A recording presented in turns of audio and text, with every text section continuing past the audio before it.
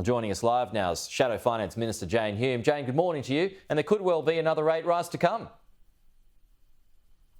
That is potentially on the cards. We'll find out what that CPI figure that's going to be so important will come out this week, and that will be part of the RBA's decision making, of course. But this is not a surprise. Certainly my cost of living committee has been hearing from businesses for the last 2 years that it's not just the cost of living that's gone up, it's the cost of doing business, and particularly for those hospitality businesses. We're now hearing that around 1 in 11 hospitality businesses face failure in the next 12 months unless something dramatic changes. They're telling us that it's not just the rising cost of energy, although their bills have gone through the roof. It's also things like inflexible industrial relations system, complicated industrial relations system that's making it harder and harder to employ staff. And on top of that, those rising taxes, particularly state taxes like payroll taxes and land tax, which keep pushing up rent, that's making it so much harder for businesses to stay afloat. Just think about the cost of a cup of coffee now. Milk has gone up, other inputs have gone up, the energy to make the cup of coffee has gone up, the plastic cup that you put your coffee in has gone up, or the paper cup has gone up. Everything's gone up, and yet you can't put the cost of a cup of coffee up, or people will simply stop buying it and start making it at home.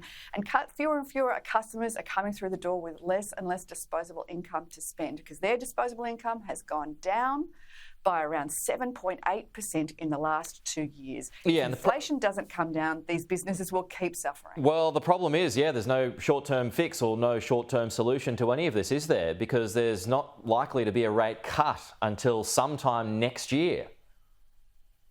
Which is why we've been saying for some time now that the government needs to do all it can to focus on bringing inflation back under control. It can't simply rely on the RBA to do all the heavy lifting. So what should be doing? Bullock has said what's one or two that this is homegrown inflation. The most important thing that they can do is to bring inflation under control by using their fiscal reins, bring those energy prices back down, make sure that their spending is under control, sending the right signals to the market so that the RBA doesn't have to keep raising interest rates.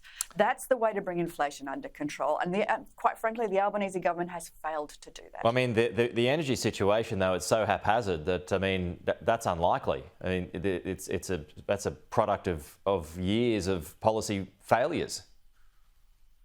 It's also a product of more and more interventions in the market that have failed and making the situation more complicated. More supply is necessary in the energy market, but there's things you can do right now. Loosen the reins on those industrial relations reforms that are now making it harder and harder for those small businesses in particular to employ people. They don't have compliance departments. They don't have human resources departments. Make it easier for people to employ others, not more difficult. So would that be your suggestion to Murray Watt, taking over IR now? Well, look, lucky industrial relations getting Murray Watt in charge of the reins. I'm sure that the CFMEU will be just as thrilled with that as they were with Tony Burke, who was the best friend of the CFMEU. Now, of course, he's in charge of the immigration portfolio. This reshuffle has been an admission of failure on behalf of the Albanese government, particularly in those areas of immigration and housing. Let's not forget that under Tony Burke, the last time he was Immigration Minister, 83 boats arrived with more than 6,000 illegal immigrants. That was more than one boat a day. So I would imagine that those people smugglers are rubbing their hands together at the idea that Tony Burke is now responsible for the immigration portfolio. I think there's one little bit of good news that's come out of this reshuffle, and that's that mission-critical role of Minister for a Republic has gone by the wayside. Matt Thistlethwaite has been moved on to another role. I think taxpayers will be thrilled to know that they have paid for a Minister for a Republic for the last 2 years.